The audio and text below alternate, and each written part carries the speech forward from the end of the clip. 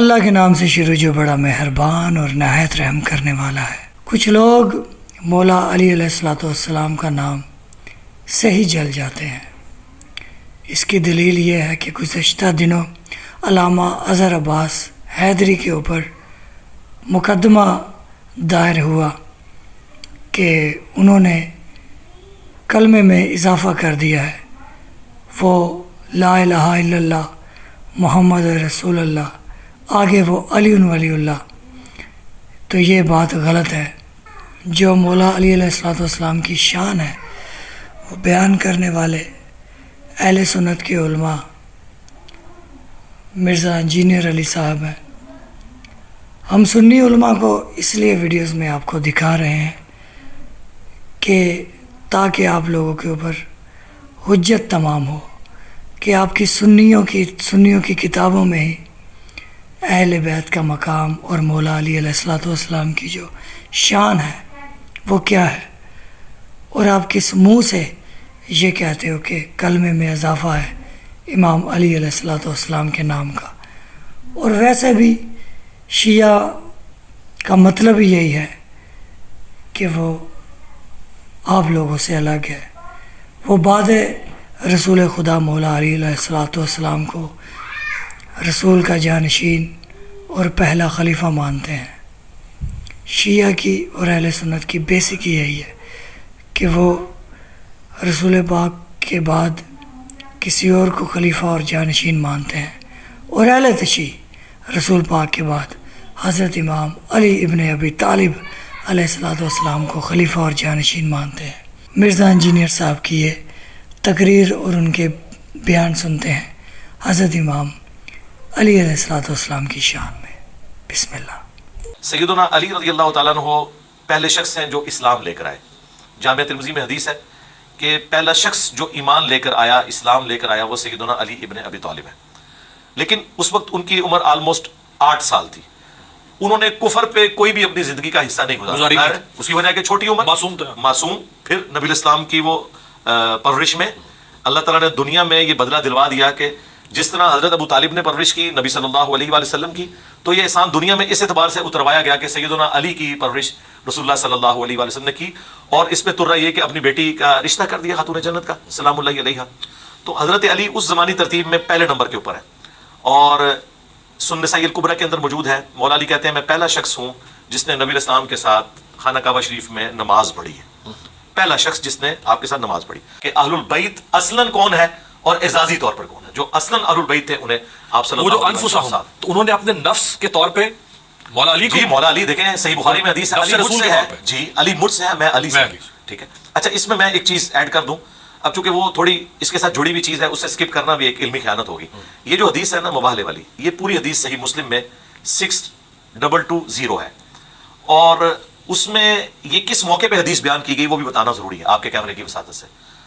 اس وقت جو حاکم تھے انہوں نے سعد ابن ابی وقاص کو اس چیز کے اوپر آمادہ کیا کہ آپ حضرت علی کے اوپر سب و شتم کریں۔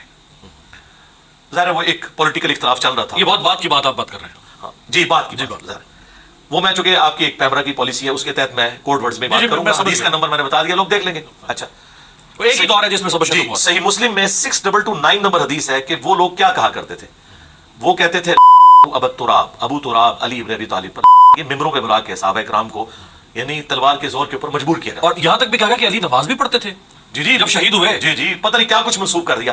بل وہ مسلم شریف کی جو 6220 حدیث ہے نا اس میں جب وہ حاکم وقت انہیں مجبور کرتے ہیں سعد ابن ابی وقاص کو، جو کہ نبی الاسلام کے رشتے میں ماموں بھی لگتے ہیں اور 10 جنتی اصحاب میں سے ہیں، اور 10 مسلمانوں میں سے بھی ہیں سعد ابن ابی وقاص۔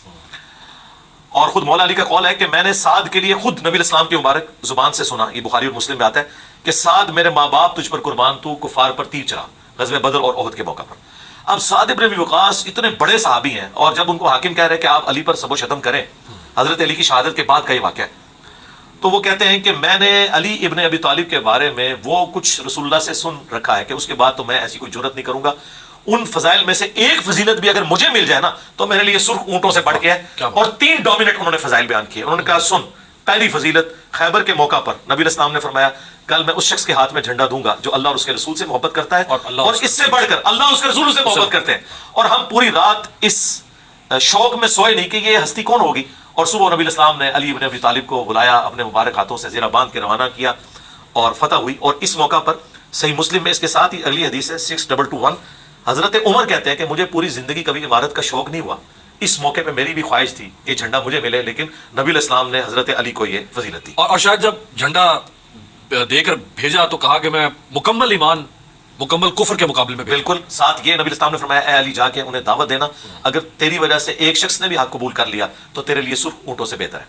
फिर दूसरी फजीलत उन्होंने हाकिम शाम के सामने ये रखी, साद इब्न अबी वक़ास ने, कि जब तबूक का मौका आया और नबी इस्लाम की जिंदगी में ये पहला और आखिरी मौका था कि हजरत अली को आप साथ नहीं लेके जा रहे थे, वरना हर मौके पे हजरत अली साथ होते थे। एक हिजरत का मौका था, वो भी एक ड्यूटी पे मामूर थे। किसी जंग में हजरत अली कभी पीछे नहीं हुए।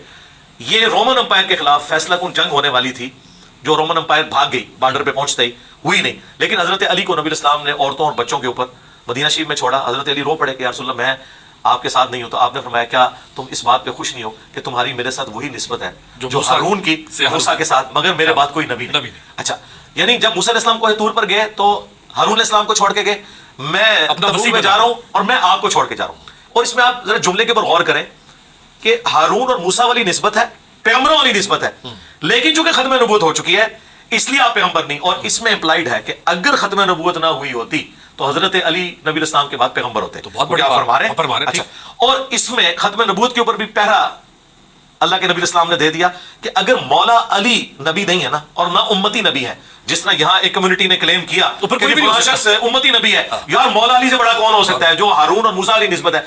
तो इसमें मैं बोलता हूं कि अगर मौला अली उम्मती नबी नहीं है ना, तो कोई भी उम्मती नबी नहीं हो सकता। खत्म नबूवत पे पहरा देने वाली ये हदीस है। लिहाजा खत्म नबूवत के ऊपर जिस किसी ने भी डाका मारने की कोशिश की, हाँ वो तसव्वुफ के नाम के ऊपर बाद लोगों ने अपने नामों के कलमे पढ़ाए, बाद लोगों ने उम्मती नबी होने का क्लेम कर दिया, ये सब की सब चीजें जो है ना बड़ी खूबसूरत दलील आपने ये खत्म नबूवत पर भी आपने अल्लाह अस्अलुकुम अलैहि अजरन इल्लल मवद्दत फिल कुर्बा, कोई अजर ही नहीं मांगता। अल्लाहु अकबर। नबी फरमा दीजिए कि मैं इस दावत और तबलीग के बदले में जो तुम्हें आखिरत का मैं तारुफ करवा रहा हूँ, अल्लाह के हुजूर जवाबदेही की शनास करवा रहा हूँ, अल्लाह का तारुफ पेश कर रहा हूँ, इसके एवज में तुमसे कुछ डिमांड नहीं करता सवाए मेरे जो गरीबी लोग हैं उनकी मवद्दत, यानी आखिरी दर्जे की मोहब्बत और इल्म की बुनियाद के ऊपर, अकीदत प्लस इल्म की बुनियाद के ऊपर। अच्छा, अब इस आयत के हवाले से कंट्रोवर्सी पाई जाती है अहले सुन्नत के यहाँ। सही बुखारी में मौजूद है कि अब्दुल्ला इब्न अब्बास का ये मौक़िफ़ था कि इस आयत में बेसिकली मुशरिकीन अरब से ये बात की जा रही है कि अगर तुम नबी इस्लाम की दावत को कबूल नहीं कर रहे हो तो ये आपके रिश्ते में तो उसी कबीले कुरैश से है ना, तो उस मवद्दत के ख्याल रख के इनके साथ हुस्न सलूक करो। लेकिन बाज़ ताबीन का ये मौक़िफ़ है, वो भी बुखारी में साथ ही रिपोर्ट हुआ कि यहाँ पर अहलुल बैत के हवाले से डिस्कशन हो रही है कि नबी इस्लाम के अहलुल बैत के साथ हुस्न सलूक करो, उनके साथ मोहब्बत का रिश्ता होना चाहिए, क्योंकि नबी इस्लाम ने तारुफ करवाया, वो जामे तिर्मिज़ी में हदीस है कि अल्लाह से मोहब्बत करो कि सारी नेमतें उसने तुम्हें दी हैं, और मुझसे इसलिए मोहब्बत करो कि मेरी निस्बत अल्लाह के साथ है, मैं अल्लाह का रसूल हूँ, और मेरे अहलुल बैत से मोहब्बत करो कि उनकी निस्बत मेरे साथ है। अल यौम अकमलतु लकुम दीनकुम। हाँ जी, ये तो जो आयात है सूरतुल माइदा में जहाँ दीन की तकमील का जिक्र आया, और प्लस वो कि ए नबी जो हमने आपकी तरफ वही किया है वो आप अपनी उम्मत तक पहुँचा दें, और अगर आपने नहीं पहुँचाया तो आपने रिसालत का हक नहीं अदा किया।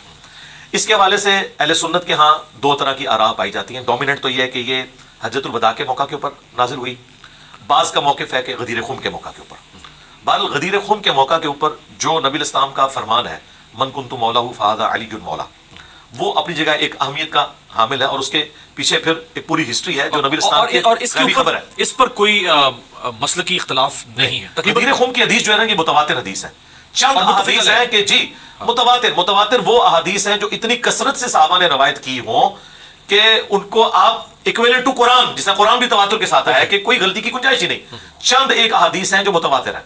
मसलन ये हदीस के जिसने मेरी तरफ झूठ मंसूब किया वो अपना मकाम जहन्नम में देख ले, ये मुतवातिर हदीस है। कसरत से सहाबा ने तमाम मसालिक में जी की है। अच्छा, ये भी जो हदीस है गदीर खुम की हदीस, ये सही मुस्लिम में ऊपर तले 4 हदीस है 6225 से 6228 तक कि नबी इस्लाम जब हज्जतुल वदा से वापस आ रहे थे तो आपने खुम नामी गांव में पड़ाव किया पानी के लिए। आप सल्लल्लाहु अलैहि वसल्लम के लिए ऊंट के पालान का मिंबर तैयार किया गया।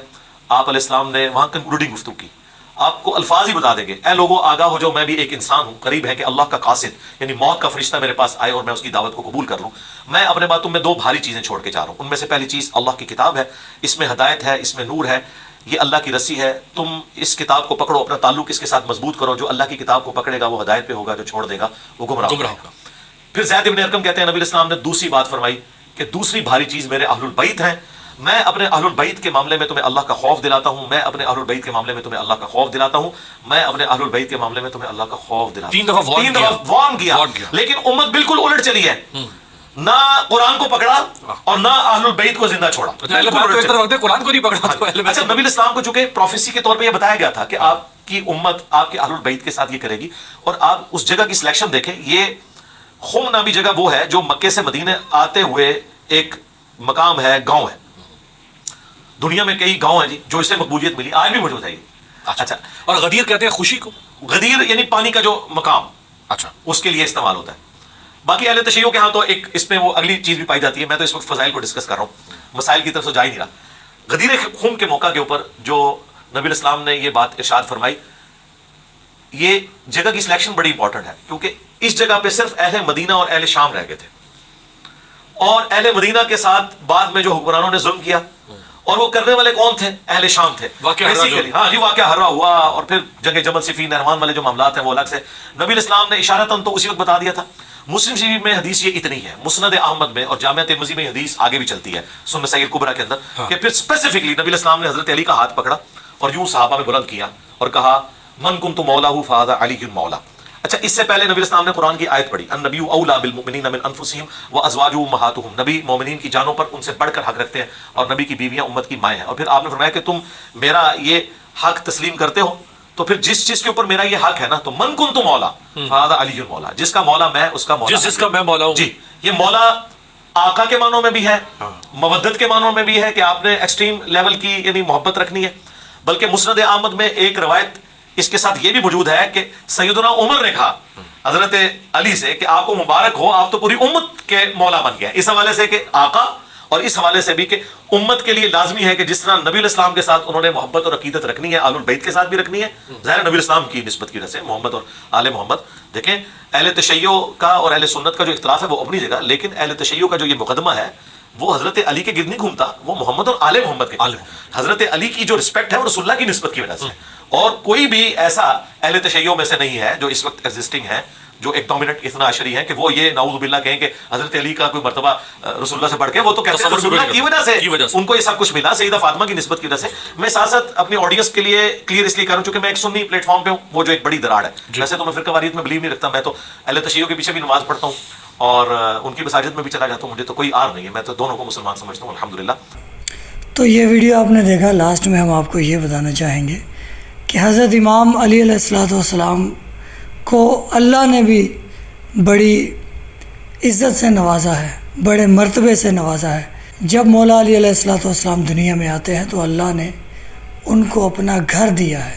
بے شک بعد رسول خدا صلی اللہ علیہ وآلہ وسلم حضرت امام علی علیہ السلام افضل ہیں, لیکن اللہ نے بھی ان کو بہت افضلیت دی ہے. خانہ کعبہ میں اللہ نے اپنے گھر میں ان کو جگہ دی اور وہاں پر مولا علی علیہ السلام پیدا ہوئے. بہرحال ہمارا جو ویڈیو کے شروعات میں ہم نے جو باتیں کی تھی, یہ ویڈیو دکھانے کا مقصد یہ ہے کہ اس مولا علی علیہ الصلوۃ والسلام کی اس شان پر ہمارا علی ولی اللہ کلمہ پڑھنا یہ بتا رہا ہے کہ ختم نبوت بھی علی ولی اللہ پڑھنے کی دلیل ہے کہ نبوت ختم ہوئی اور نبی کے بعد کوئی نبی نہیں, اور اس کے بعد اس کا پہلا خلیفہ امام علی ہے. تو علی ولی اللہ ختم نبوت پر بھی پہرا ہے, ویڈیوز میں سنی عالم نے بتا دیا. ٹھیک ہے, علی ولی اللہ بہت ہمارے شیعوں کے لیے ضروری ہے, ہماری شیعت کی, ہمارے مذہب کی, ہمارے اسلام کی بیسک ہے. آپ تمام لوگوں کا ویڈیو دیکھنے کا شکریہ, اور ہماری اینڈ سکرین میں پلے لسٹ, اینڈ سکرین میں ہماری پلے لسٹ شو ہو رہی ہے. ہماری دیگر ویڈیوز دیکھنے کے لیے یہاں پر آ کر ہماری ایسی ویڈیوز آپ اور بھی دیکھ سکتے ہیں. اللہ آپ کو سلامت رکھے. درود و سلام محمد و آل محمد پر. اللہم صلی علی محمد و آل محمد. سلام یا امام مہدی, سلام یا امام قائم آل محمد.